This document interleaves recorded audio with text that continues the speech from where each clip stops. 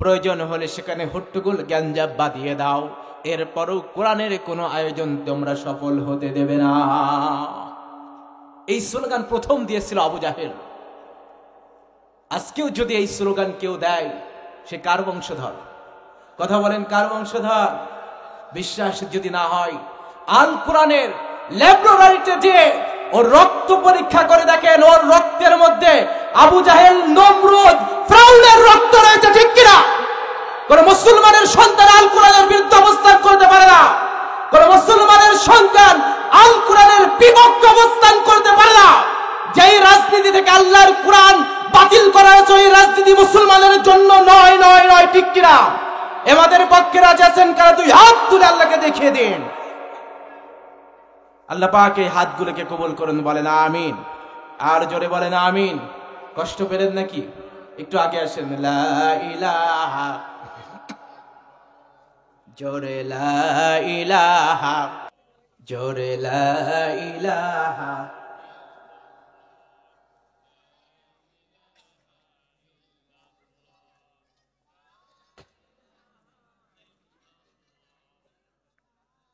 লা ইলাহা,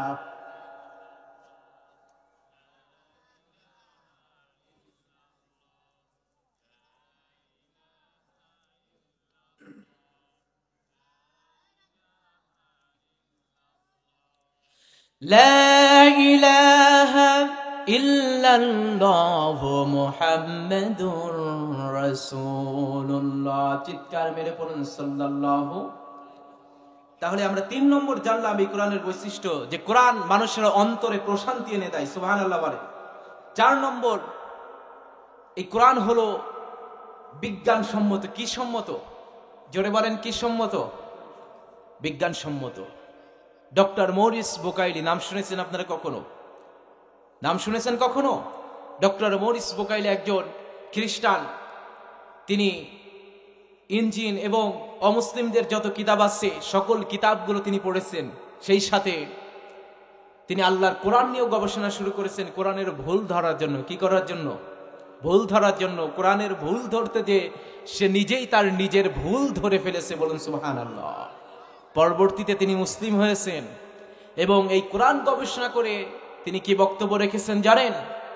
তিনি বলেছেন, there is not a single verse in the Holy Quran which is accessible from the scientific point of view. কোরআন এমন একটি কিতাব যে কোরআনের প্রত্যেকটি ভার্স পাতায় পাতায় বিজ্ঞানের তথ্য লুকিয়ে আছে, বলুন সুবহানাল্লাহ। একটা উদাহরণ দেব, ছোট্ট একটা উদাহরণ। সেই উদাহরণটি হলো, আমরা দেখেছি মেডিকেল সায়েন্স, বিজ্ঞান আমাদেরকে বেশ কয়েকশো বছর পূর্বে তথ্য দিল যে পৃথিবী ও সূর্য নিয়ে তথ্য দিল। কি তথ্য? গ্রিক জ্যোতির্বিজ্ঞানী টলেমি, তিনি সর্বপ্রথম আমাদেরকে তথ্য দিলেন যে সূর্য পৃথিবীর চতুর্দিকে ঘোরে, পৃথিবী তারা জায়গায় স্থির থাকে। এই তথ্য জাতি বিশ্বাস করে নিল। শিক্ষিত সমাজ দীর্ঘ 250 বছর তার এই তথ্য সঠিক বলে বিবেচিত করেছিল।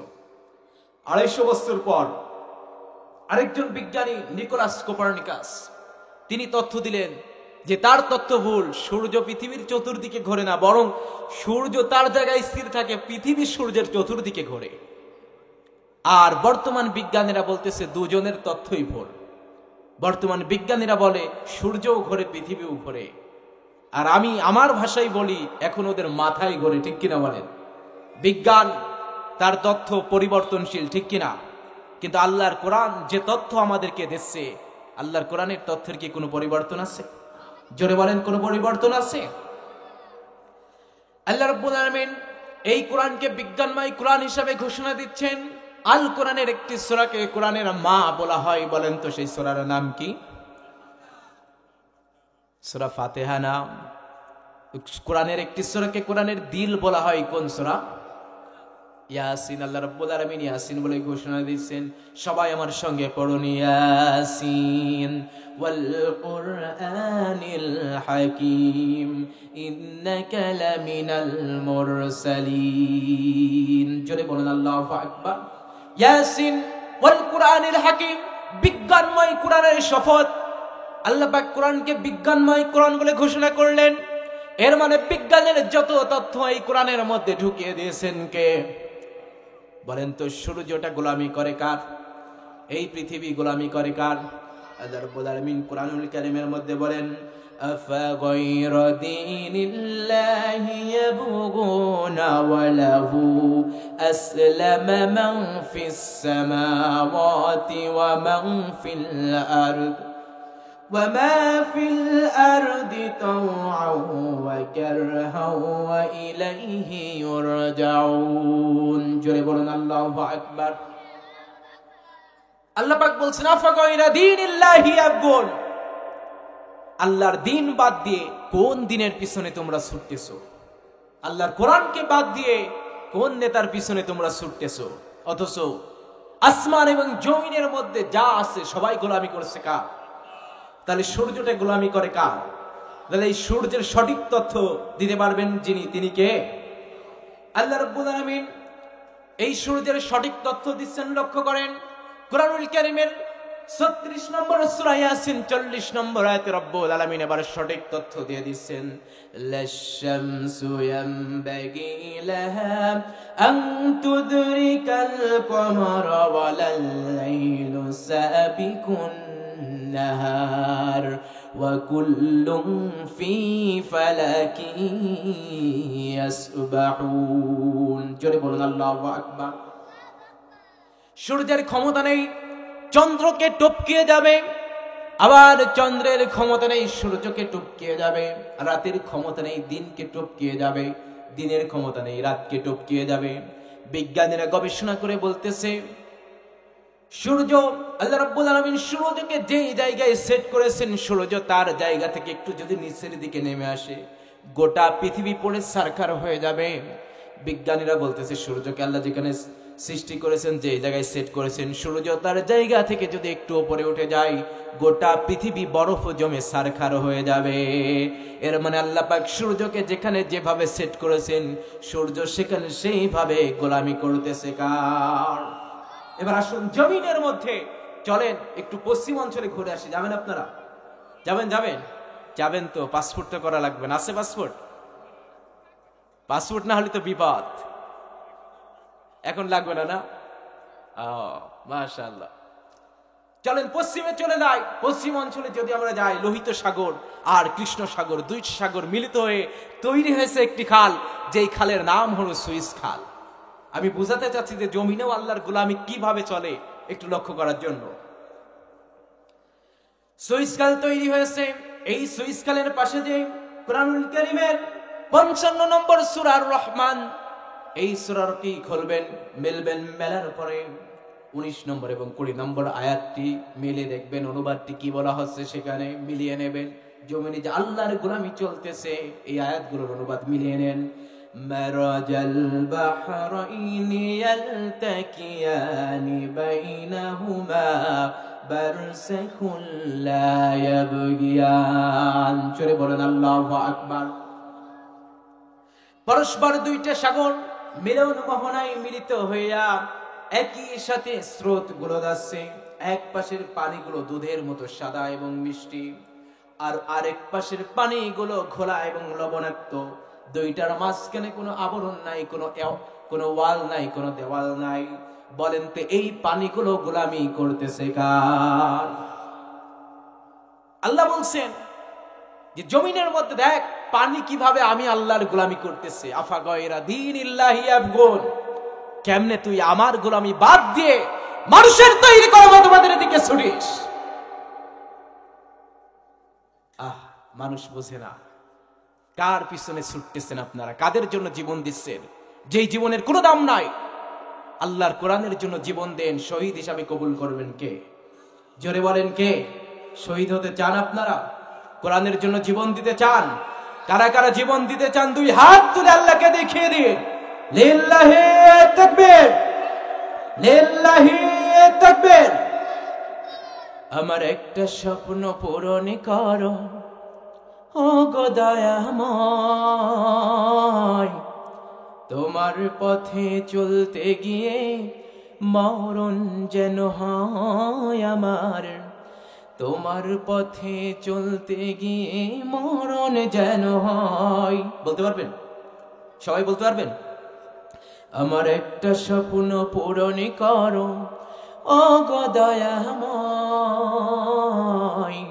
তোমার পথে চলতে গিয়ে মরণ যেন হয় আমার, তোমার পথে চলতে গিয়ে মরণ যেন হয়।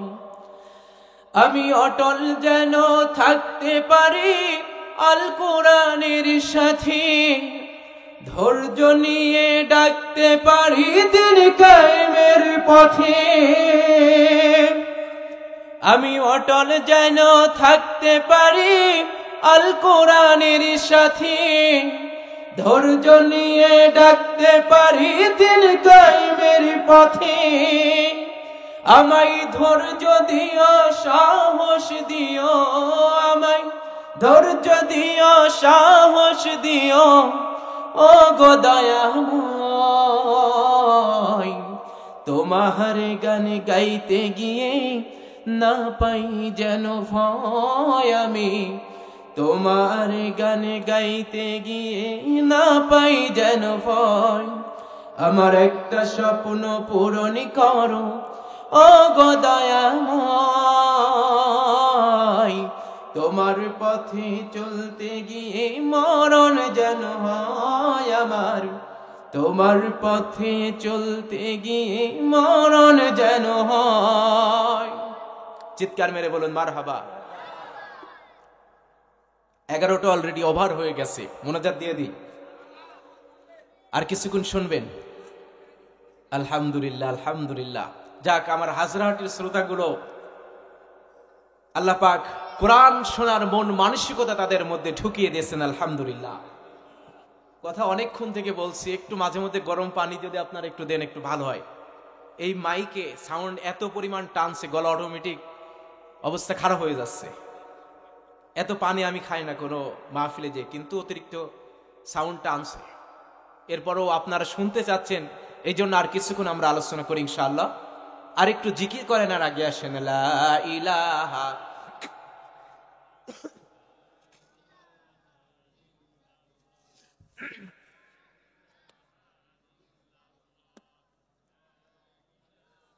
জোরে লা ইলাহা। আর 15 মিনিট আলোচনা করবো ইনশাআল্লাহ। আমরা 11:30টার মধ্যে মোনাজাত এখান থেকে বিদায় নেব। কি রাজি আছেন? হ্যাঁ, কি বলেন? আলহামদুলিল্লাহ আলহামদুলিল্লাহ। আমি অতক্ষণ করবো না, আপনারা যতই বলেন করবো না, ভয় নাই। আগে আসেন লা ইলাহা।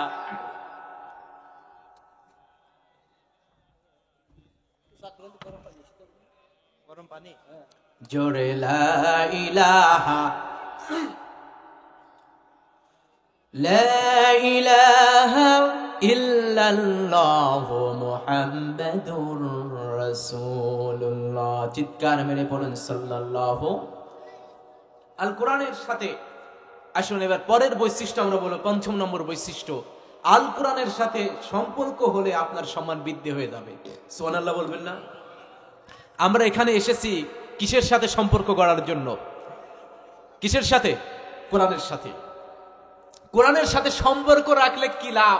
ছোট্ট একটা ঘটনা কোরআন থেকে বলবো। আলহামদুলিল্লাহ বলেন, এখনো পর্যন্ত কোরআনের বাহিরে একটি কথাও বলেছি? কথা বলেন। আপনারা তো আমার আলোচনা প্রত্যেক জুম্মাতেই শুনেন, শুনেন না? কোরআনের বাহিরে একটি কথাও ইনশাআল্লাহ বলবো না। যতক্ষণ কথা বলবো কোরআন থেকেই কথা বলবো। আলহামদুলিল্লাহ বলেন। যারা প্রকৃত শ্রোতা এরা কোরআন থেকে আলোচনা শুনতে চায়, আর যারা আউল বাউল ফাউল মার্কা শ্রোতা, ওই সকল আজে বাজে বক্তা নিয়ে আসে, আজে বাজে গান শুনে সময় নষ্ট করে ইমান হারায়। ঠিক কিনা? এই ভুল কাজ কি আপনারা করবেন? আলহামদুলিল্লাহ, আমি আপনাদেরকে তৈরি করতে পেরেছি, এই জন্য আল্লাহর দরবারে শুকরিয়া। আলহামদুলিল্লাহ। কোরআনের সাথে সম্পর্ক রাখলে কেমন সম্মান বৃদ্ধি হবে একটু লক্ষ্য করেন। আল্লাহর হাবিবের একজন অন্ধ সাহাবী ছিল, যেই সাহাবীর নাম আব্দুল্লাহ ইবনে উম্মে মাকতুম রাদিয়াল্লাহু তাআলা আনহু। এই সাহাবীর নাম শুনেছেন কখনো? নাম শুনেছেন আপনারা কখনো? অন্ধ সাহাবী, হাফেজ ছিল। আলহামদুলিল্লাহ বলেন। অন্ধ, তারপরে কি? হাফেজ। এই সাহাবী কোরআনের প্রতি এত আকর্ষণ, এত ভালোবাসা তার ছিল, মাঝে মধ্যে যখনই সুযোগ পেত রাসূলের কাছে চলে আসতো। রাসূলের কাছে এসে যখনই ওহী নাজিল হতো, আল্লিমনি ইয়া রাসূলুল্লাহ মিম্মা আল্লামাকাল্লাহ, হে আল্লাহর হাবিব, আল্লাহ আপনাকে যা জানিয়েছে আপনি আমাকে জানিয়ে দিন। আলহামদুলিল্লাহ বলেন। দৌড়ে চলে যেত রাসূল, আল্লিমনি ইয়া রাসূলুল্লাহ, হে আল্লাহর রাসূল আমাকে জানিয়ে দিন, মিম্মা আল্লামাকাল্লাহ, আল্লাহ আপনাকে যা জানিয়েছে, আপনার উপর যে ওহী নাজিল করেছে আপনি আমাকে জানিয়ে দিন। যখনই আল্লাহর নবীর উপর ওহী নাজিল হতো, এই সাহাবী এসে নবীজির থেকে ওহীটা শিক্ষা লাভ করত, সেই আয়াতগুলো মুখস্থ করে ফেলত এবং নিজে আমল করত। সুবহানাল্লাহ। আল্লাহর হাবিব একবার মক্কার কুখ্যাত কাফেরদেরকে নিয়ে বসে আছেন, দিলের কান দিয়ে কথাগুলো শুনতে হবে। এই যুবকেরা, এই বাচ্চারা চুপ, খুব গুরুত্বপূর্ণ এই কথাটি, খুব মনোযোগ দিয়ে শুনবে, দিলের কান দিয়ে শুনবে। আল্লাহর হাবিব মক্কার কুখ্যাত কাফেরদেরকে নিয়ে তাদেরকে দাওয়াত দিচ্ছেন। এমন সময় অন্ধ সাহাবী, তিনি তো টের পান নাই রাসূল কি করছেন, তিনি চলে এসেছেন নবীজির কাছে। ওগো নবীজি, আল্লিমনি ইয়া রাসূলুল্লাহ মিম্মা আল্লামাকাল্লাহ, ওগো নবীজি আপনার উপর আল্লাহ যা নাজিল করেছে আমাকে জানিয়ে দেন। কিন্তু নবীজি তার কথার জবাব দিলেন না। নবীজি একটু বিরক্ত বোধ করলেন। এর কারণ হলো, নবীজি চিন্তা করলেন এই কাফের, কুখ্যাত কাফের, এদেরকে আমি সহজে পাই না, যেহেতু পেয়েছি এখন এদেরকে দাওয়াত দিয়ে বাদ দিয়ে আমি কেমনে অন্ধ সাহাবীকে শিক্ষা দেই, অথচ আমি চাইলে তো তাকে পরেও কোরআনের দাওয়াত দিতে পারতাম। আমি তো চাইলে তাকে পরে দিতে পারি দাওয়াত, সে তো আমার সাহাবী, আমি তাকে পরে জানাতে পারি কোরআনের ওহীগুলো, কিন্তু এদেরকে তো আমি সবসময় পাবো না। নবীজির চিন্তা কিন্তু পজিটিভ ছিল, ঠিক কিনা বলে? নবীজি কি মাইন্ড নিয়ে কথা বলেছেন যে এরা তো কাফের, এদেরকে সবসময় পাই না, দাওয়াত দিতে পারি না, সে তো আমার সাহাবী, আমি তাকে পরেও দিতে পারি। কিন্তু এই যে নবীজি তাকে অবজ্ঞা করলো, আল্লাহ পাক এটা সহ্য করতে পারে নাই। আল্লাহু আকবার। ওই অন্ধ সাহাবী যখন নবীজির কোনো সাড়া পেলেন না, তিনি মন খারাপ করে সেখান থেকে বিদায় নিলেন। চিন্তা করেন, ওই সাহাবী বাড়িতে পৌঁছানোর পূর্বেই নবীজি কাফেরদেরকে দাওয়াত দেয়া যখন শেষ হয়ে গেল, বাড়িতে চলে যাবেন, এমন সময় আল্লাহ রাব্বুল আলামিন অন্ধ সাহাবীর পক্ষে একটা দুইটা নাই সূরা আবাসার 16টা আয়াত নাজিল করে দিলে। আরো জোরে বলেন না সুবহানাল্লাহ। জোর হলো না, আরো জোরে সুবহানাল্লাহ। আল্লাহ রাব্বুল আলামিন বলেন, আবাসা ওয়া তাওয়াল্লা আম জাআহুল আ'মা ওয়া মা ইউদরিকা লাআল্লাহু ইয়াযাক্কা আও ইয়াযাক্কারু ফাতানফা'হুল যিকরা আম্মা মান ইসতাগনা ফাআনতা লাহু তাসাদ্দা ওয়া মা আলাইকা আল্লা ইয়াযাক্কা وأما من جاءك يسعى وهو يخشى فأنت عنه تلهى كلا إنها تذكرة فمن شاء ذكره في صحف مكرمة مرفوعة مطهرة بأيدي سفرة কিরামিন বারারা। জোরে বলুন আল্লাহু আকবার। আল্লাহ তাআলা বলেন, আবাসা ওয়া তাওয়াল্লা, তিনি তো ভুরু কুঁচকালেন, মুখ ফিরিয়ে নিলেন। আন জাআহুল আ'মা, কারণ তার কাছে অন্ধ সাহাবী এসেছিল, তিনি তাকে অবজ্ঞা করলেন। রাসূল, আল্লাহ কাকে উদ্দেশ্য করে কথাগুলো বললেন? রাসূলকে। কাকে উদ্দেশ্য করে? রাসূলকে ধমকের স্বরে বলছেন, কাল্লা, কখনো না, আপনি এটা করতে পারেন না।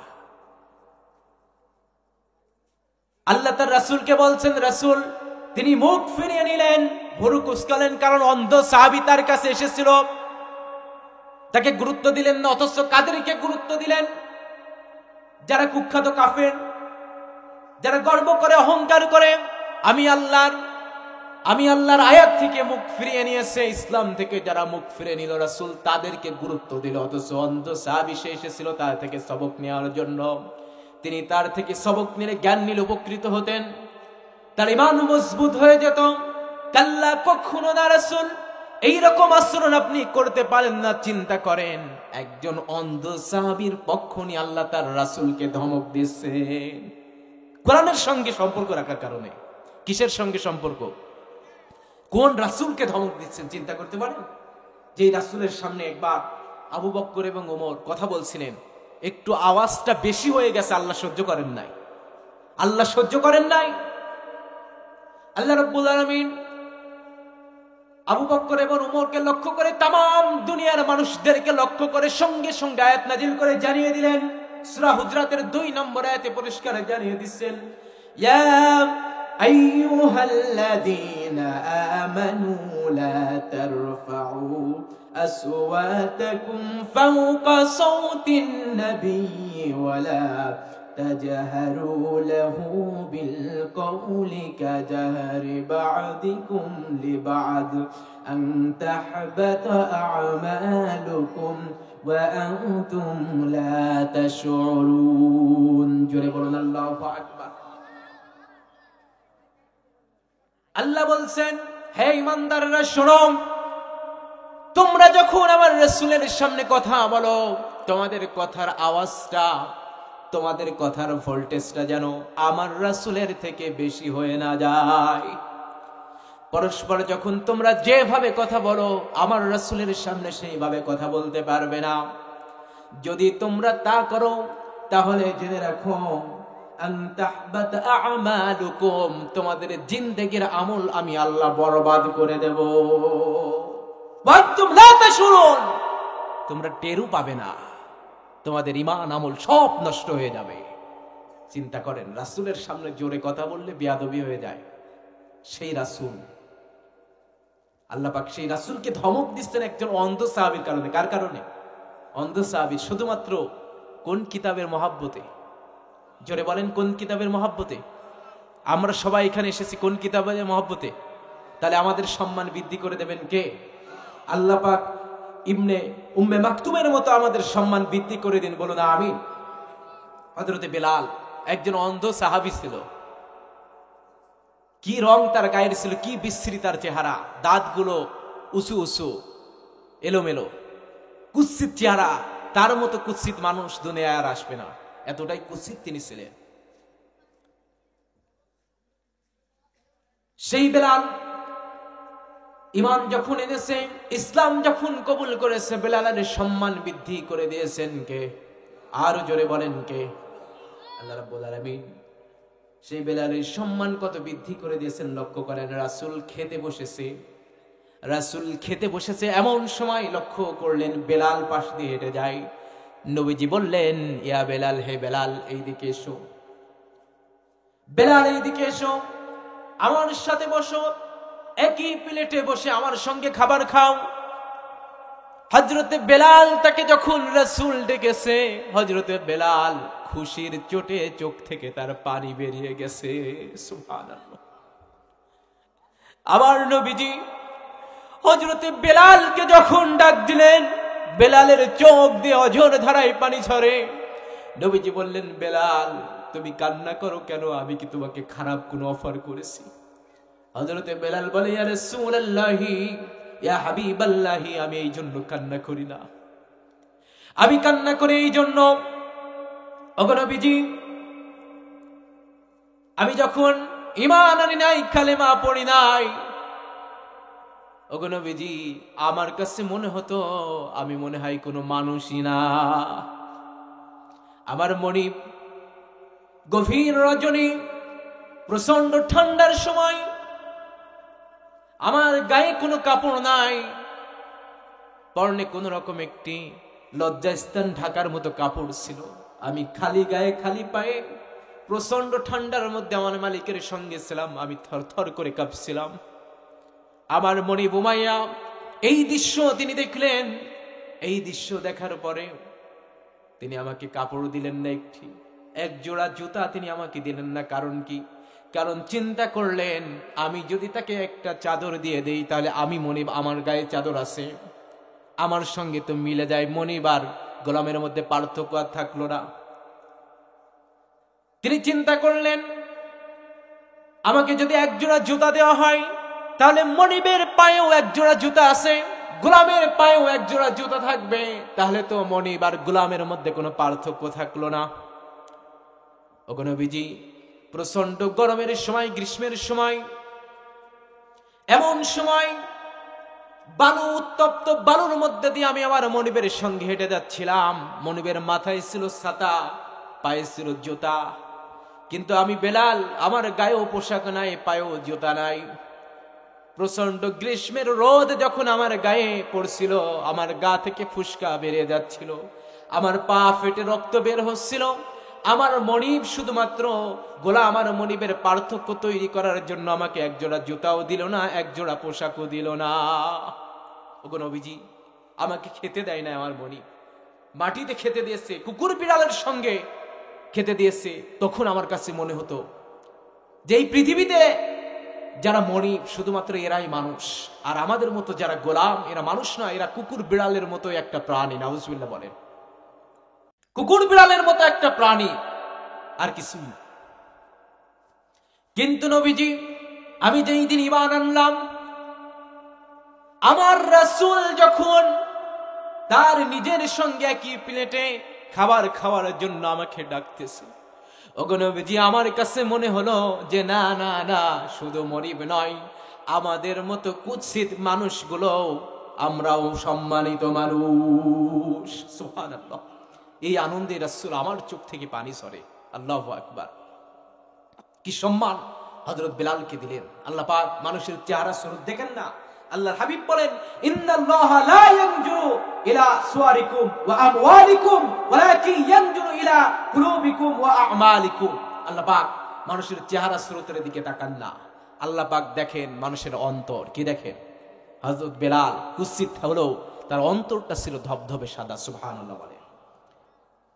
কি সম্মান আল্লাহ পাক বেলালকে দিলেন কোরআনের কারণে। এইরকম অসংখ্য সাহাবী যাদের সম্মান শুধুমাত্র কোন কিতাবের কারণে বৃদ্ধি হয়েছে?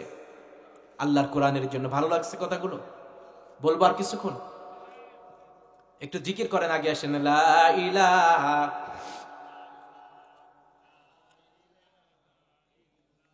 জোরে লা ইলাহা। আমার হাসানুজ্জামান ভাই, ইমাম সাহেব চলে আসেন, এখানে চলে আসেন। আমি অনেকক্ষণ থেকে লক্ষ্য করছি। ভাই চলে আসেন, তুলে দেন, ভাইকে পাঠিয়ে দেন, মঞ্চে পাঠিয়ে দেন, চলে আসেন। জোরে লা ইলাহা,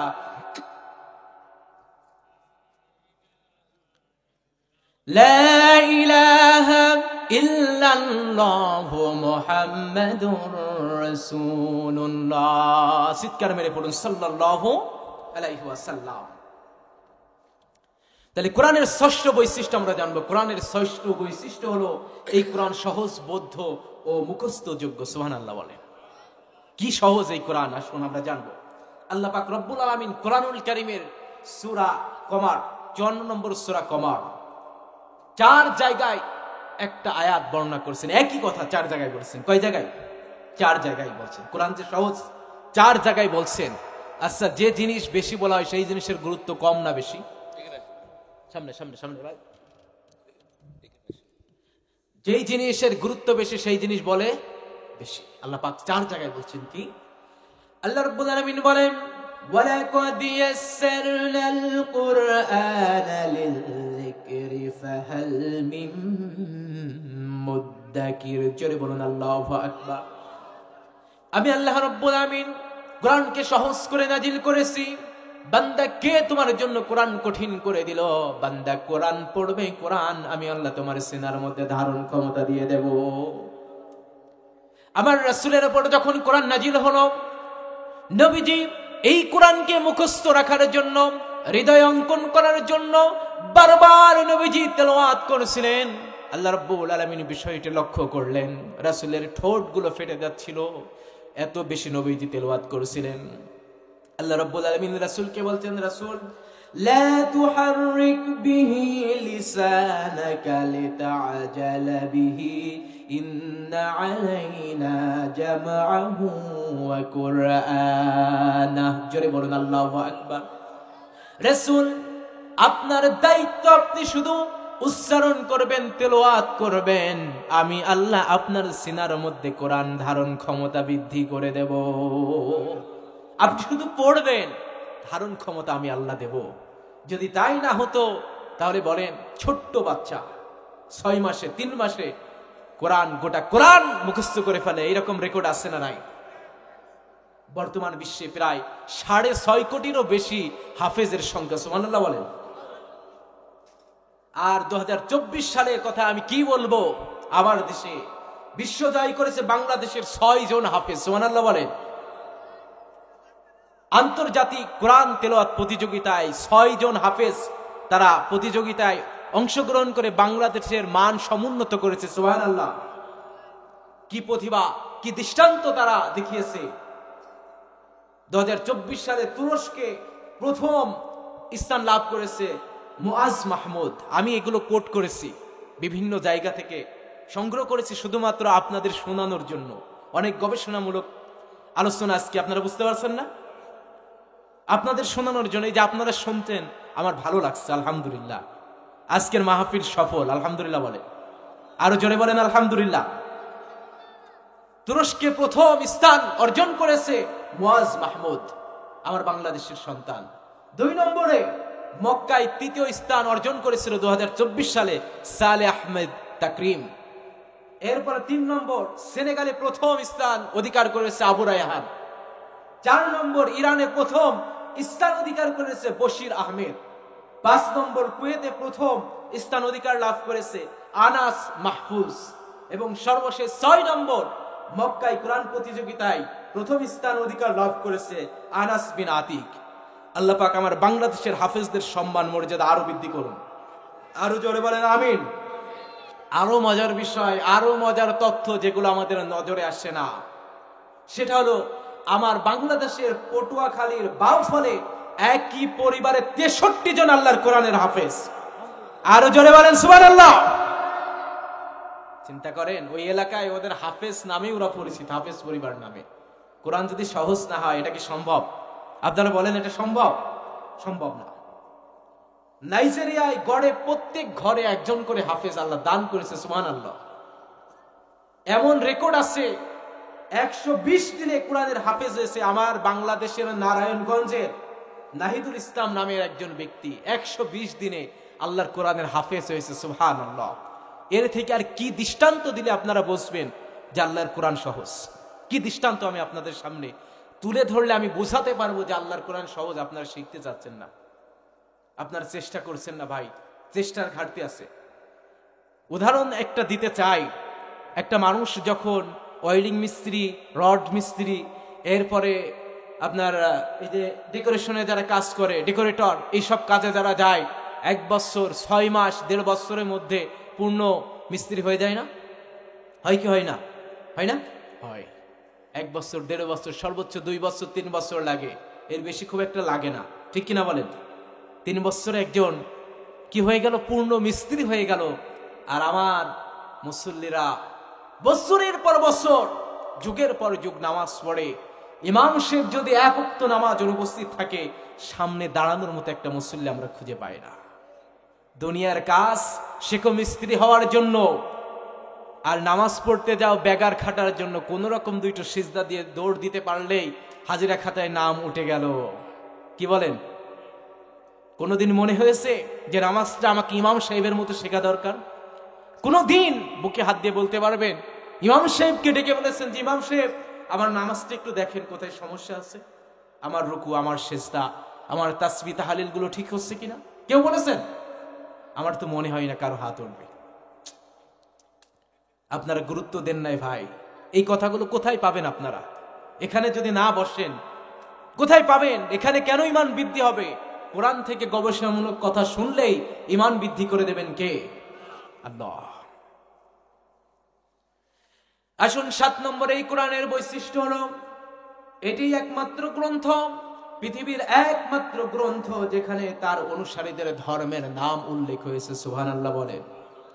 মজার বিষয়, পৃথিবীতে যত গ্রন্থ আছে, Mahabharat, Gita, Ramayan, Bible, Old Testament, New Testament, যত কিতাব যত বই এসেছে কোরআন বাদে কোন বইতে তাদের অনুসারীদের ধর্মের নাম উল্লেখ হয় নাই, কিন্তু আল্লাহর কোরআনের মধ্যে উল্লেখ হয়েছে। বলুন সুবহানাল্লাহ।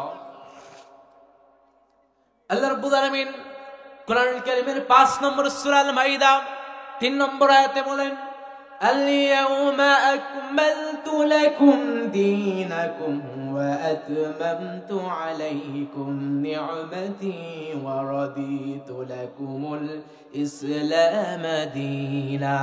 জোরে বলেন আল্লাহু আকবার। আজ আমি তোমাদের জন্য আমার দ্বীনকে, আমার ইসলামকে পরিপূর্ণ করে দিলাম। ওয়া আতমামতু আলাইকুম নি'মাতি, এবং তোমাদের জন্য আমি আল্লাহর নিয়ামতকে পরিপূর্ণ করে দিলাম। ওয়া রাদিতু লাকুমুল ইসলাম দীনা, এবং ইসলামকে তোমাদের জন্য দিন হিসাবে আমি আল্লাহ ঘোষণা দিয়ে দিলাম। আর জোরে বলেন সুবহানাল্লাহ। আল্লাহ বলছেন যে তোমাদের জন্য দিন হিসাবে আমি ইসলামকে ঘোষণা দিলাম। আবার আল্লাহ রাব্বুল আলামিন কোরআনুল কারীমের 3 নম্বর সূরা আল ইমরান 19 নম্বর আয়াতে বলেন, ইন্নাদ-দীনা ইনদাল্লাহিল ইসলাম। The religion before Allah is Islam. আমি ইসলামকে তোমাদের জন্য দিন হিসাবে আমি আল্লাহ ঘোষণা দিচ্ছি। আমার মনোনীত দিন হলো ইসলাম। সুবহানাল্লাহ।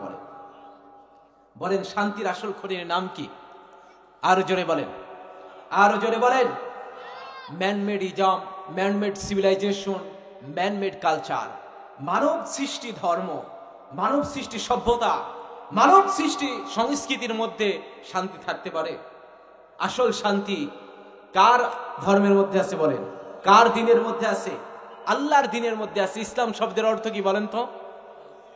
শান্তি। অনেকে কথা বলেন, অনেক নেতাকেও আমরা দেখেছি মঞ্চে উঠে বলে ইসলাম অর্থ শান্তি, সুতরাং ইসলামের মধ্যে সুখ শান্তি দিয়ে ভরা, আপনারা অশান্তি করবেন না। আসলে গাধা জানেই না ইসলাম শব্দের অর্থ কি। ইসলাম শব্দের অর্থ শান্তি নয়, এটা ভুল কথা। সালাম শব্দের অর্থ শান্তি। সালাম শব্দের অর্থ কি? আমরা মানুষকে সালাম দিই না, আসসালামু আলাইকুম ওয়া রাহমাতুল্লাহ, তোমার উপর আল্লাহর শান্তি এবং রহমত বর্ষিত। ইসলাম শব্দের অর্থ হলো আত্মসমর্পণ করা। কি করা? আত্মসমর্পণ কি বোঝেন আপনারা?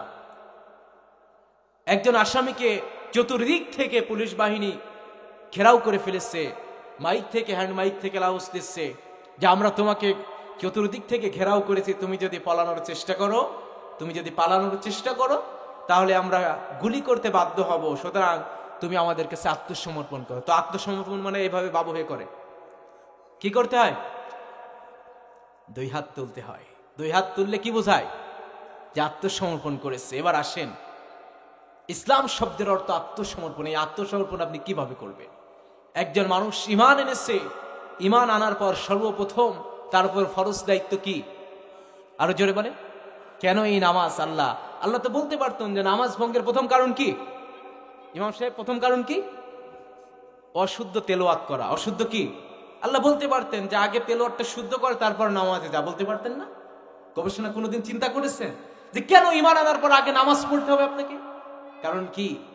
নামাজে যখন দাঁড়ান তখন কি করেন? কি হাত তোলেন না? আর এই হাত তোলার মধ্য দিয়ে আমরা আত্মসমর্পণ করি কার কাছে? জোরে বলেন, কার কাছে? আল্লাহর কাছে। আল্লাহ বলছেন আমার যেই বান্দা প্রতিদিন 5 বার নামাজে দাঁড়িয়ে যায় আর এই 2 হাত তুলে আমার কাছে আত্মসমর্পণ করে, ওই বান্দাই হলো খাঁটি মুসলিম। ঠিক কিনা? আমাদের কোরআনের পাখি আল্লামা দেলোয়ার হোসেন সাঈদী তিনি একটি সুন্দর কথা বলতেন যে রব্বুল আলামিন এই তামাম দুনিয়া যদি একটি খাতার পেজ হয়, একটি সাদা কাগজ হয়ে যায়, আমার কপালটা যদি কলম হয়ে যায়, তাহলে আমি প্রত্যেক দিন 5 ওয়াক্ত নামাজে যে তোমার এই জমিন নামক খাতার উপর আমার কপাল নামক কলম দিয়ে আমি সেজদা দিয়ে বুঝিয়ে দিতে চাই লাব্বাইক আল্লাহ। আল্লাহ, আমি হাজির হয়েছি, আমি তোমার গোলাম, আমি তোমার ইসলামের মধ্যে পরিপূর্ণভাবে আত্মসমর্পণ করেছি। বলুন আল্লাহু আকবার। সালাতে তোমারই বন্ধু পরম শেষ বিচারের দিন, সালাতে তোমার জীবন জোড়ে খুশবু প্রতিদিন। বলতে পারবেন কি? পারবেন না? সালাতে তোমারই বন্ধু পরম শেষ বিচারের দিন, সালাত তোমার জীবন জুড়ে খুশবু প্রতিদিন। যাই নামাজি শান্তি বিলাই চিত্তে সীমাহীন, রব্বিয়াল আ'লা। কি মরে গেছেন নাকি? রব্বিয়াল আ'লা। মুমিনি তুমি সালাতি তোমারই মস্ত পরিচয়, দুনিয়া তোমার আজকে আছে কাল কি হবে লয়, ঠিক কিনা? মুমিনি তুমি সালাতে তোমার মস্ত পরিচয়, দুনিয়া তোমার আজকে আছে কাল কি হবে লয়। আজকে রুকু সেজদা করো, নিজ পরিচয় আঁকড়ে ধরো। আজকে রুকু সেজদা করো, নিজ পরিচয় আঁকড়ে ধরো। যেমন সালেহীন সালাতে তোমার অঙ্গে মাখো, সঙ্গে রাখো, তবেই তো মুমিন। রব্বিয়াল আ'লা রব্বিয়াল আযীম, রব্বিয়াল আ'লা রব্বিয়াল আযীম। চিৎকার মেরে বলুন মারহাবা। এই জন্য নামাজ আমাদেরকে পড়তে হবে কয় ওয়াক্ত?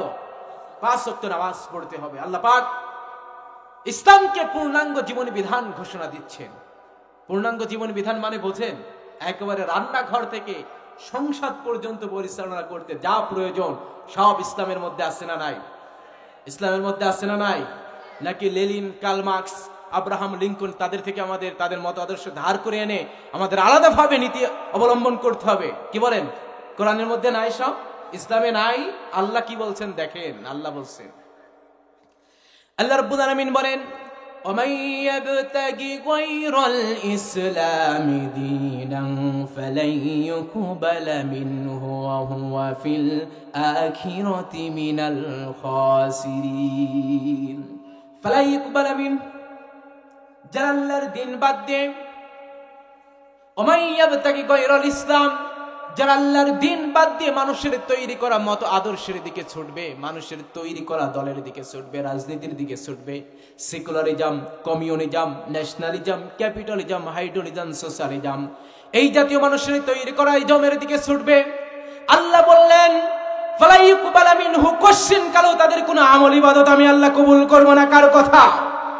আবার বাবার কথা বললাম, দাদার কথা বললাম, পীর সাহেবের কথা বললাম, কার কথা বললাম? আল্লাহ বললেন ওহুয়া ফিল আখিরাতি মিনাল খাসিরিন, আর এই মানুষগুলো কিয়ামতের দিন ক্ষতিগ্রস্ত হয়ে যাবে। কে বলছেন এই কথা? The religion before Allah is Islam. In the day of judgment there is only one religion will be acceptable to Allah. সেই দিন আল্লাহর কাছে একমাত্র ইসলাম গ্রহণযোগ্যতা পাবে, আর কোনো দিন কোন আদর্শ গ্রহণযোগ্যতা পাবে না। এই জন্য আমাদেরকে পূর্ণ ইসলাম মানতে হবে। তাহলে এই কোরআনের আমরা সপ্তম বৈশিষ্ট্য জানলাম, এই কোরআন তার অনুসারীদের ধর্মের নাম উল্লেখ করে দিয়েছে। বলুন সুবহানাল্লাহ। আপনারা ক্লান্ত হয়ে গেছেন? ক্লান্ত হন নাই? আর কিছুক্ষণ বলবো? কি বলবো আর কিছুক্ষণ? যাক আলহামদুলিল্লাহ, আপনারা শুনতে চাচ্ছেন তাই শোনাচ্ছি। আমার কিন্তু মন বলছে শেষ করে দিই, কিন্তু না, আপনারা শুনতে চাচ্ছেন কোরআনের গবেষণা এগুলো। এরপরে কোরআনের অষ্টম বৈশিষ্ট্য হলো এই কোরআনের ভাষা। এই কোরআনের ভাষা মার্জিত ভাষা এবং অলংকার শৈলী। কোরআনের ভাষা ভাষার সর্বোচ্চ স্তরে পৌঁছে গেছে, সুবহানাল্লাহ বলে। যার ভাষা এবং সাহিত্য 1400 বছর ধরে, এর ভেতরে কোনো অকৃত্রিমতা নাই, এর মধ্যে কোনো কৃত্রিমতা ঘটে নাই, এর মধ্যে কোনো সংযোজন বিয়োজন হয় নাই, সুবহানাল্লাহ বলে।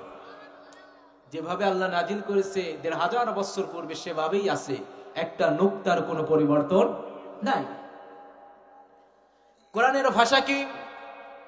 আল্লাহ রাব্বুল আলামিন বলেন ইন্না আনসালনাহু কুরআনান আরাবিয়্যান লাআল্লাকুম তাআকিলুন। জোরে বলেন আল্লাহু আকবার। আমি আল্লাহ রাব্বুল আলামিন এই কোরআনকে আরবি ভাষায় নাজিল করেছি, যাতে তেলাওয়াতের মধ্যে কোনো অসুবিধা সৃষ্টি না হয়, জিহ্বার মধ্যে কোনো ত্রুটি দেখা না দেয়।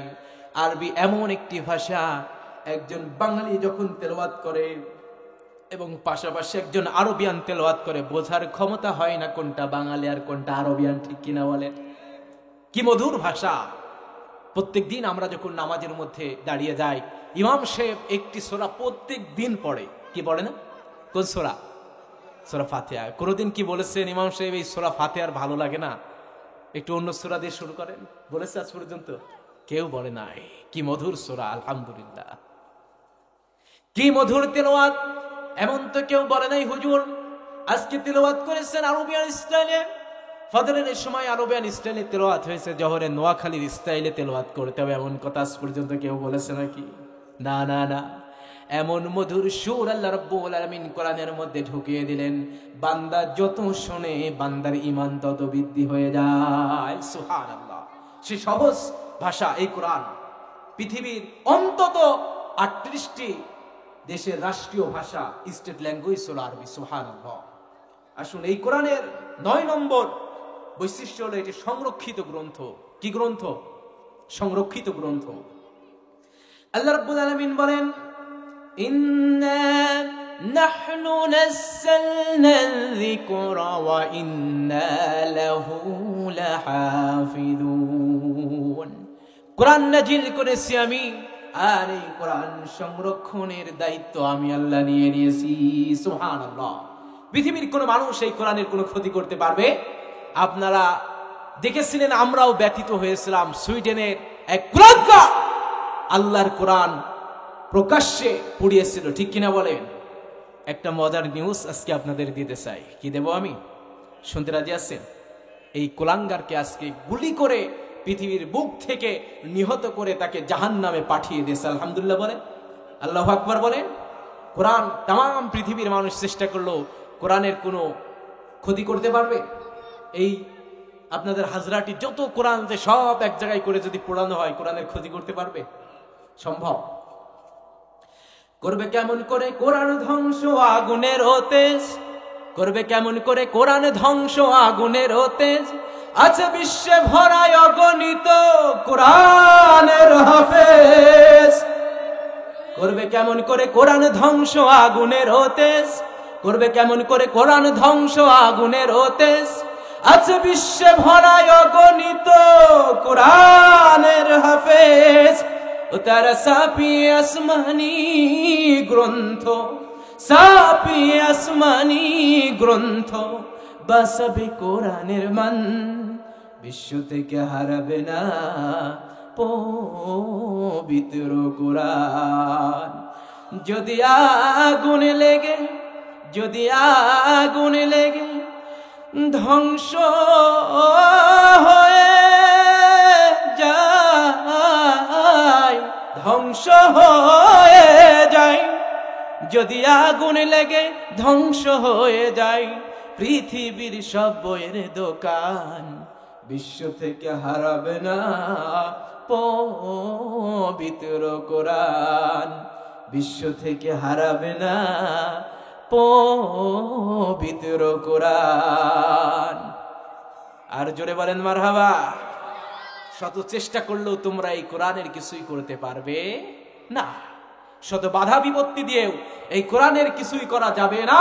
আল্লাহ বলছেন, ইউরিদুনা লিইউতফিউ নূরাল্লাহি বিআফওয়াহিহিম ওয়াল্লাহু মুতিম্মু নূরিহি ওয়ালাউ কারিহাল কাফিরুন। জোরে বলেন আল্লাহু আকবার।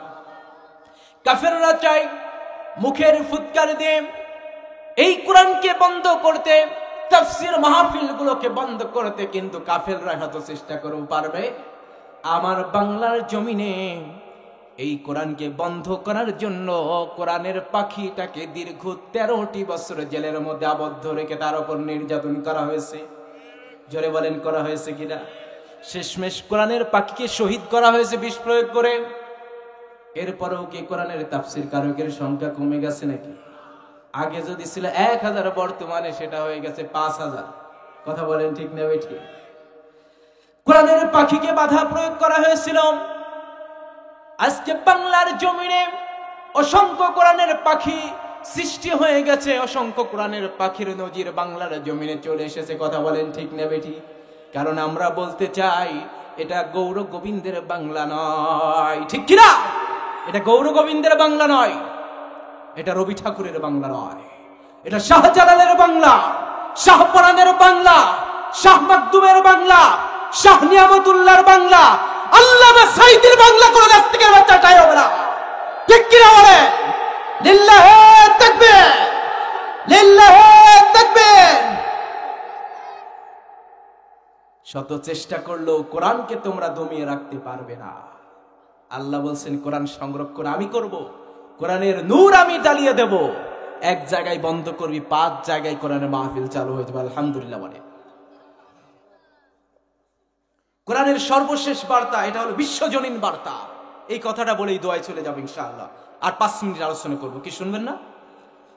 কোরআনের সর্বশেষ বার্তা হলো এটা বিশ্বজনীন বার্তা।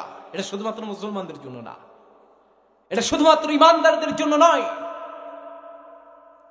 আল্লাহ রাব্বুল আলামিন কোরআনুল কারীমের 2 নম্বর সূরা, সূরা বাকারা 18 নম্বর আয়াতে বলেন, শাহরু রমাদানাল্লাযী উনজিলা ফীহিল কুরআনু হুদাল লিন-নাসি ওয়া বায়িনাতিন মিনাল হুদা ওয়াল ফুরকান। জোরে বলেন আল্লাহু আকবার। আমি আল্লাহ রাব্বুল আলামিন রমজান মাসে কোরআন নাজিল করেছি হুদাল লিন-নাস। এই কোরআন হলো तमाम দুনিয়ার মানব জাতির জন্য হুদাল লিন-নাস, পথ প্রদর্শক গ্রন্থ।